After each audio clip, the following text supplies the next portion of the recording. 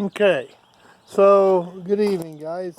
I'm kind of working backwards here just a little bit about my YouTube channel. I wanted to kind of do a little bit of an introduction this evening about my channel and what I do and why it's named what it is.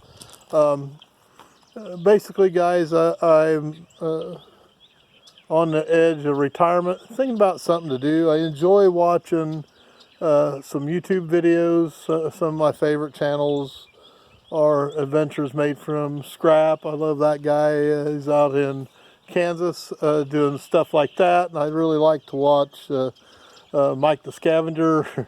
And I believe he's in Texas dumpster diving looking for scrap iron. He's not taking other stuff out of the dumpster, just scrap iron. Stuff that's really not supposed to be there. Interesting stuff. I kind of enjoy that. I don't know why. I just do enjoy watching it. And so I was thinking about something I could do when I was getting ready to retire. Oh, maybe I'll do a YouTube channel. And I kind of thought about what am I going to call it, what it's going to be. And I've posted up 2 or 3 videos now and about some of the stuff I'm doing. I've made some other ones that I'm going to put up as it goes. But I thought, this really is kind of reverse what I was really wanting to get into. So again, and I'm sitting here looking at the back of some trucks, some projects, really. And so just to get with it here just a little bit, guys, I'll pan around just a little bit. Here's my farm tractor and disc. I've got a little bit of farm ground. I do need to get on some seeding. I got some bean ground to work up and disc in and do some seeding, seed down for some hay ground. But it rained the last couple days. I'll take the rain over postponing my the work I want to do for getting that seeding done. So interesting today. So another one of my many things I like to do and do is I do a little scrapping. And guys, by no means am I a full-blown scrapper, but I'm kind of a scavenger. So I mean, oh, look at that. That's some aluminium there, like the British call it. And so I'm not beyond picking up even just a little bit of scrap for that. So what I thought I'd just kind of top off with.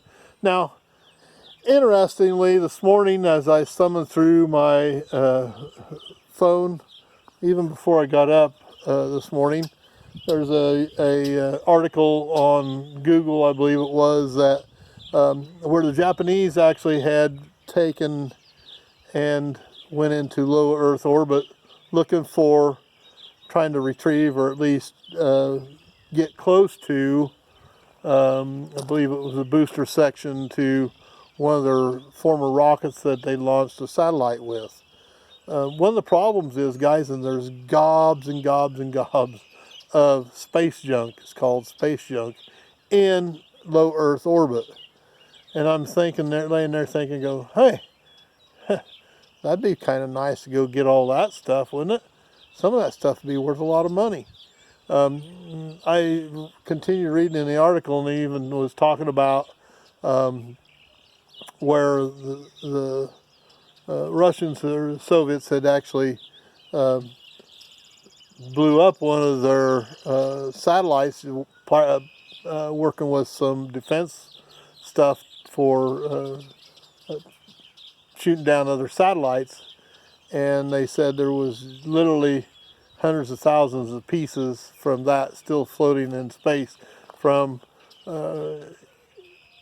minutely clear down to even flakes of paint floating around. So those at the right speed and the right angle actually could puncture maybe some spacecraft and maybe some satellites and cause some damage. So as I thought about it a little bit, I go, boy, that would be a great salvage adventure, wouldn't it? go around and pick up all the space junk and bring it back and sell it to them. It almost makes you think of maybe a movie. We could make a movie about going to the moon and picking up all this stuff and bringing it back. Oh wait, they already did that. It's called Salvage One. For some unknown reason, that drifted into my head this morning when I was reading that article and go, awesome, that'd be great. So now I just need some investors to come up with it and an old space shuttle to get, hey, maybe we could go get that one in that Russian hangar that's just kind of sitting there and the birds are crapping on it for several years, and go fly that one up there and start scrapping out old satellites. And maybe there's a market for a Gina docking vehicle that they practice docking with in the Gemini program. That dates me a little bit to remember that stuff. Kind of a space nerd, guys. And I'm not afraid to admit it. I really enjoy that kind of stuff, and it kind of makes me think about stuff like that. So that's kind of where I went to this morning, thinking, gosh, what kind of opportunity is that for somebody to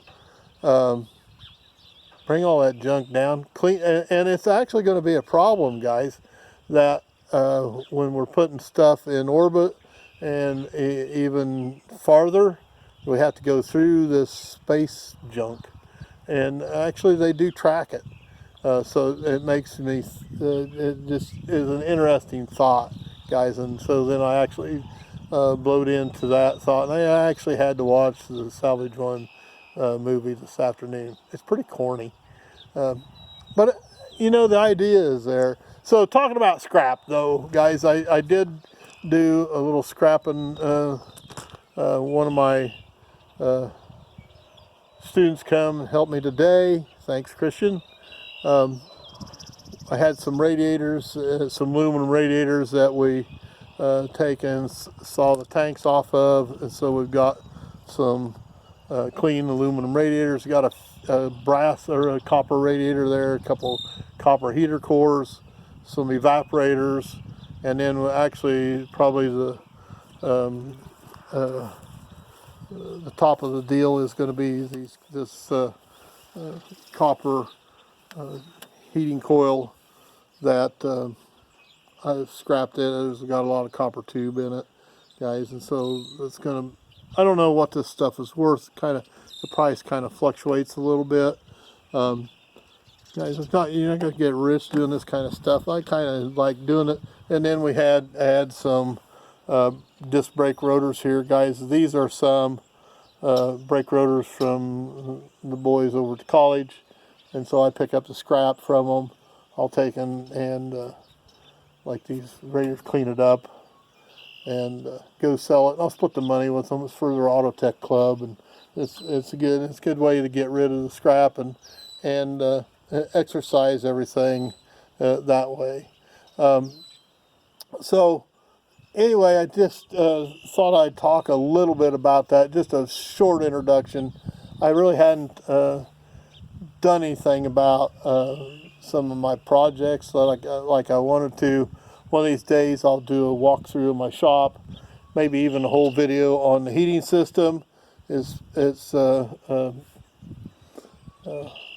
pretty unique in a way. It's got floor heating part of it, and the boiler is actually a on-demand water heater plus an electric water heater also.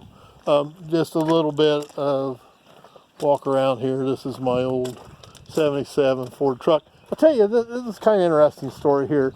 And this pickup was actually setting, I was looking for a front for a pickup, a front fender and hood for another project I was working on.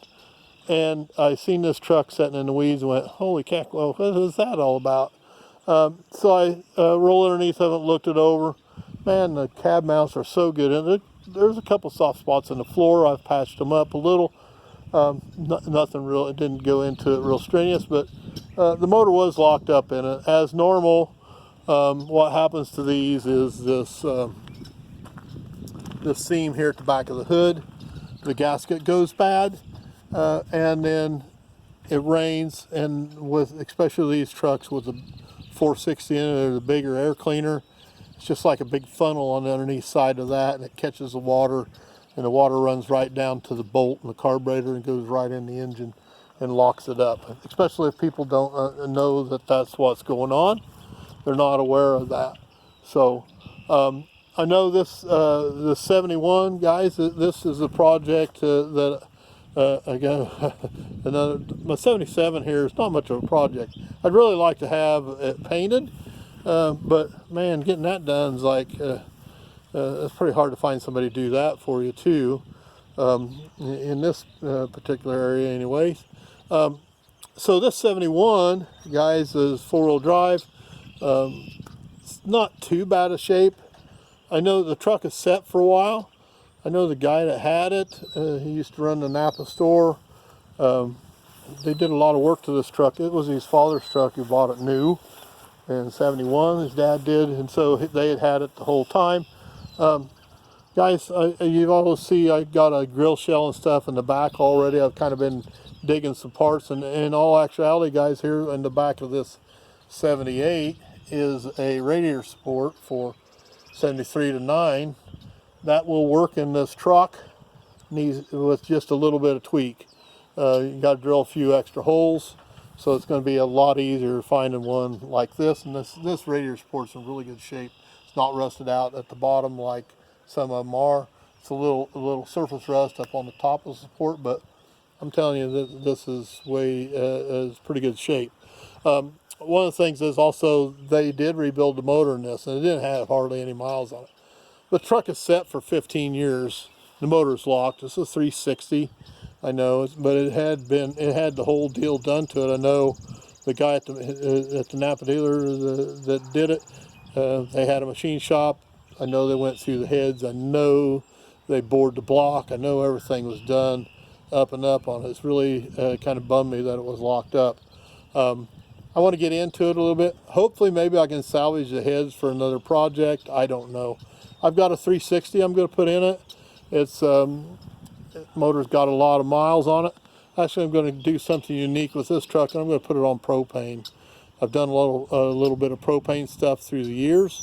I got a whole tank set up, converter, valve, all the stuff, carburetor, everything I need to do it. You know what? And plus then this truck had a tank behind the seat, and I know the tank's no good. So coming up with a tank, I said, and to tell you the really truth, guys, this truck probably won't leave the farm too much. I don't plan on driving it too much. One of the things I will tell you that I did already, I couldn't bypass the idea of that Poppy's patina, that clear coat to put right over the top of the rust. And basically all you do is sand down the rough edges of it and wipe it on, and it puts a clear coat over the top of it. There are a couple, 3 rust holes in the fenders, not bad. And so I'll probably just patch those up like this one right here. I've got another fender in the back here that I can cut this piece out of, weld it in, and clean it up and not worry and not do too much more about it than that. The window, if you can see, there's a lot of moisture on the inside. The window seals are cracked, and actually the windshield and a back glass for this truck is, these trucks are 67 to 72, and 73 to 79 is the newer style. The bump or the dent side trucks, I don't know where that nomenclature come from. I hadn't heard it till I heard some younger kids talking about it. What are you talking about? Never heard that before.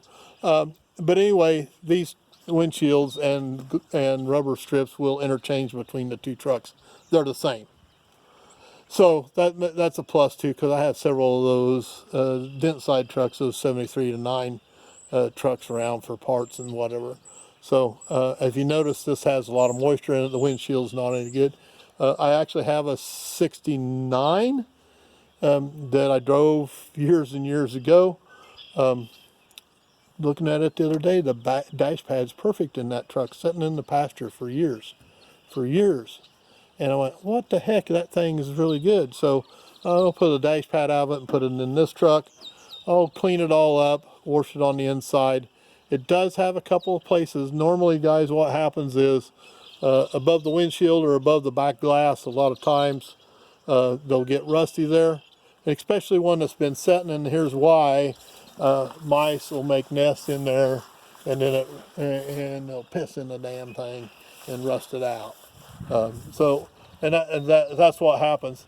The bed is put on this. You see that's BE98. It's Billy Ertl bed from down there at it says Green Top, Lancaster, Memphis. No, not Memphis, but Lancaster, in that area, Unionville.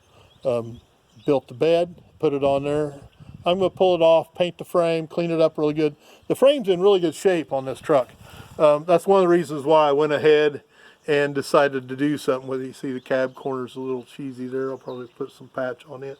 But basically, guys, the frame is really good on it. It's really solid. It's not rusted out. It's got just a little bit here in the spring pocket, but not too bad.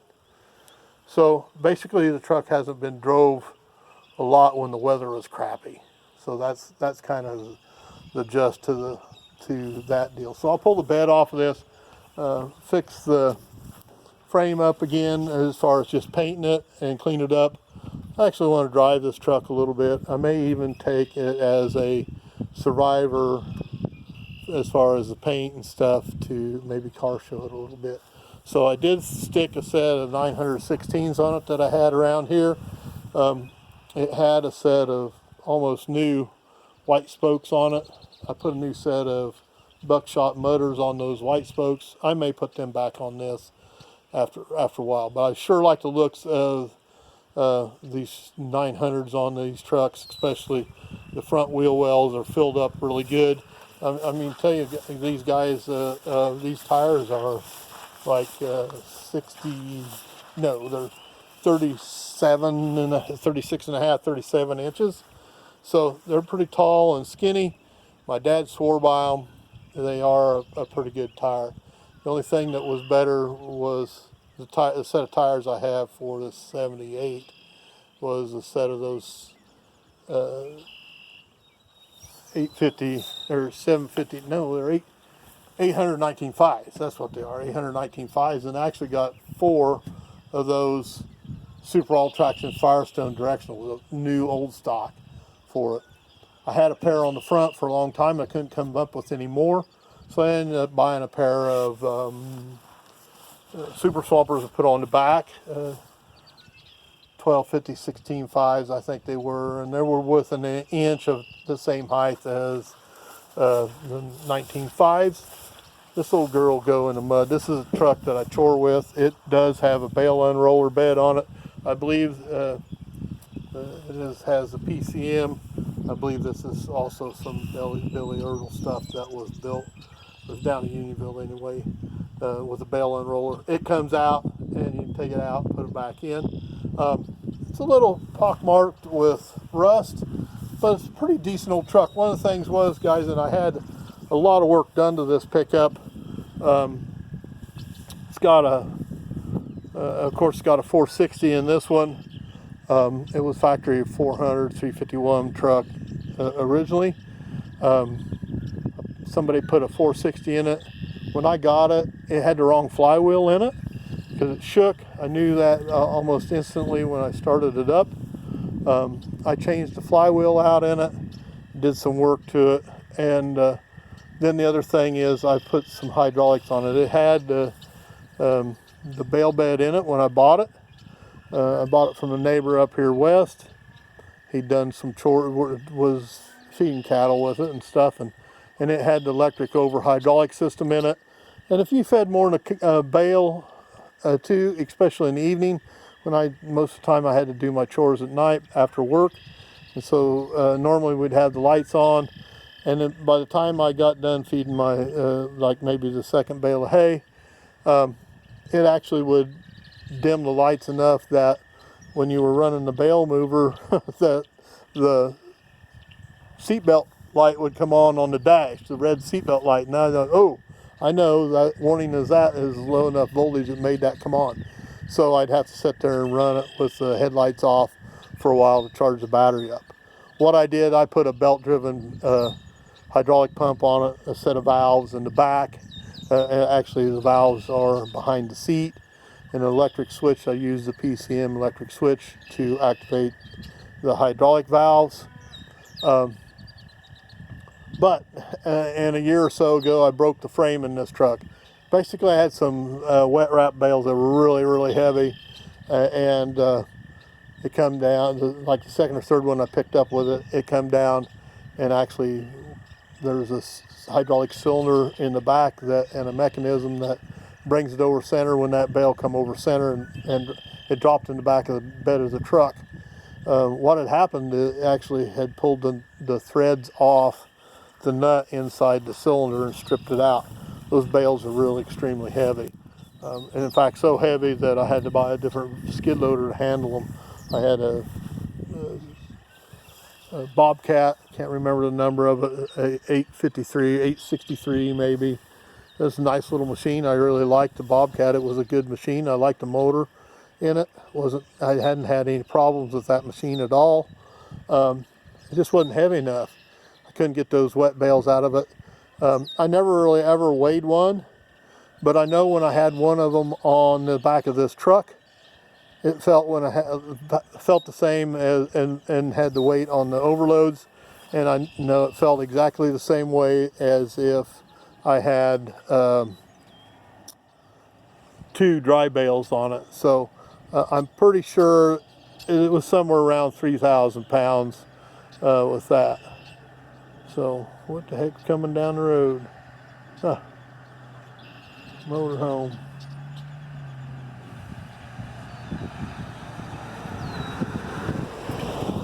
So with that, guys, this is probably going to be right up pretty close to the top of the list on vehicles to finish.